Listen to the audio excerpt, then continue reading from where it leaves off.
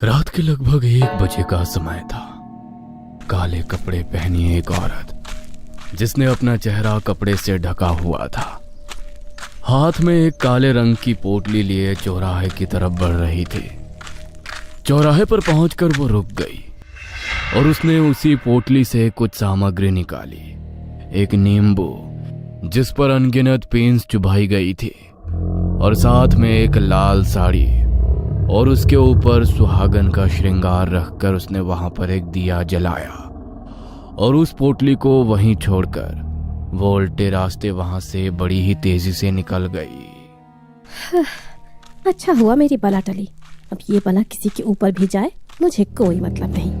वो औरत अपनी बला का उतरा करके चौराहे पर रख गई। वो दिया ठंडी हवा के बीच भी उसी तरह जल रहा था। तभी कुछ देर बाद वहां कुछ शोर सुनाई दिया। 4 दोस्त शायद किसी पार्टी से वापस आ रहे थे।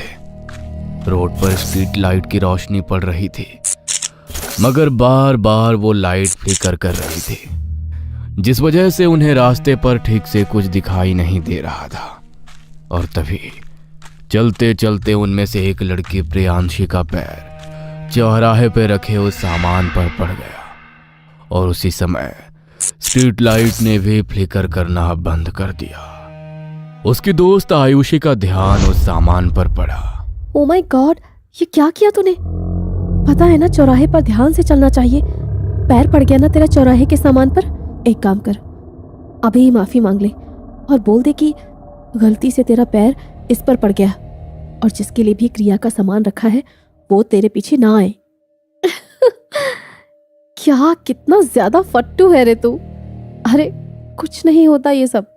ऐसे क्या रास्ते पर पड़े सामान पर पैर रखने से भूत किसी के पीछे आ जाते हैं? हाँ अरे इसे तू क्या बोल रही है? इसे तो हर चीज से डर लगता है। पता है ना, उस दिन किले में हम लोगों की परछाई से डर गई थी ये। देखो वो बात अलग है, लेकिन तुम्हारा पैर चौराहे पर पड़ा है। इसे मजाक मत समझो और माफी मांग लो, वरना वरना वरना क्या? बेवकूफ कहीं की। खुद तो इतना डरती है, हमारा भी दिमाग खराब कर देती है। नहीं मांग रही मैं माफी, जा। जिस भूत को जो करना है वो कर ले। इसी सामान पर पैर पड़ा था ना मेरा, अब देख मैं क्या करती हूँ। प्रियांशी ने चौराहे पे रखे सामान का मजाक उड़ाते हुए उसे ठोकर मार दी और हंसते हुए आगे बढ़ गई। आयुषी के अलावा कोई भी उस बात की गंभीरता को समझ नहीं रहा था। आयुषी तो भगवान का नाम लेते हुए आगे बढ़ गई, लेकिन प्रियांशी नहीं जानती थी कि उसने अपने सर पर कितनी बड़ी आफत मोल ले ली है।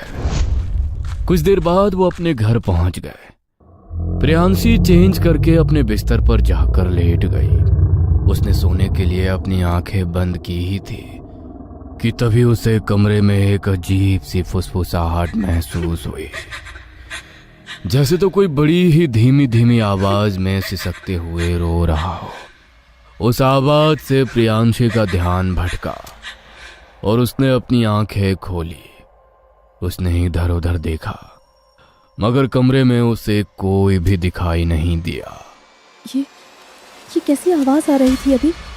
लगता है मेरे कान बज रहे हैं। थोड़ी देर बाद प्रियांशी फिर से अपनी आंखें बंद करके लेट गई, मगर इस बार भी उसके कानों में वही रोने की सिसकियां सुनाई दी और इस बार वो आवाज पहले से ज्यादा तेज थी। प्रियांशी घबराई और उसने फिर से अपनी आंखें खोलकर इधर उधर देखा।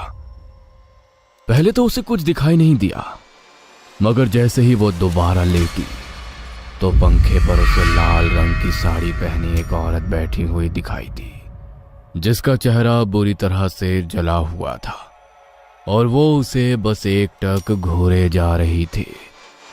उसे देखकर प्रियांशी को कुछ समझ नहीं आया कि वो उसके आंखों के सामने की हकीकत है या कोई बुरा सपना। प्रियांशी ने अपनी आंखें झपकाई तो देखा कि इस बार पंखे पर कोई नहीं था, मगर अगली आंख झपकते ही फिर से उसे वो औरत पंखे पर लटकी हुई दिखाई दी और वो सीधी उसके ऊपर झपट पड़ी। प्रियांशी जोर से चिल्लाई और उसकी चीख सुनकर बगल वाले कमरे में सो रहे उसके मम्मी पापा दौड़कर वहां आए। क्या हुआ तुझे? इतनी जोर से क्यों चिल्लाई तू? हाँ, सब ठीक तो है ना बेटा? कोई बुरा सपना देख लिया क्या तूने? प्रियांशी ने अपने मम्मी पापा की बात का कोई जवाब नहीं दिया और चेहरा फेर कर लेट गई। उसके मम्मी पापा ने फिर से उसे आवाज लगाई, मगर जब उसने कोई जवाब नहीं दिया तो वो दोनों अपने कमरे में चले गए। उनके जाने के बाद प्रियांशी बिस्तर से उठी और उसने खुद को ड्रेसिंग टेबल के आईने में देखा और अपनी गर्दन मोड़ते हुए भयानक तरह से मुस्कुराने लगी। उसने अपना ड्रॉअर खोला और आधी रात को अपने चेहरे पर मेकअप करने लगी। उसने अपने पूरे चेहरे को खराब कर लिया और जोर जोर से हंसती हुई बेहोश होकर जमीन पर गिर पड़ी। सुबह जब नाश्ते के टाइम पर वो बाहर नहीं आई तो उसकी मम्मी ने उसके कमरे का दरवाजा खटखटाया, मगर उसने दरवाजा नहीं खोला। उसकी माँ जब दरवाजा खोलकर अंदर आई